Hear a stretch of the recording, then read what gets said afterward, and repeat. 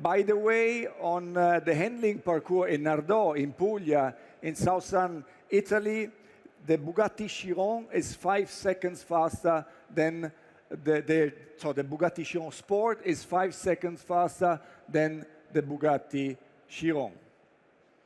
So, and also the look is sportier than the Bugatti Chiron.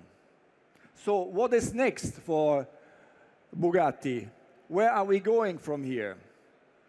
Well, what I can tell you is that we will continue to work on the success story of the Bugatti Chiron, but we are also extensively working on the brand which is very strong, it's iconic, has a long-lasting history, and now it's a bit too early to talk about the future, but what I can tell you is that I have a team which is very committed, which is full of passion, and which is burning to do more for Bugatti.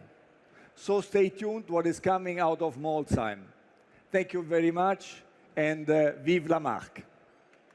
Ladies and gentlemen, a world premiere, the Bugatti Chiron Sport.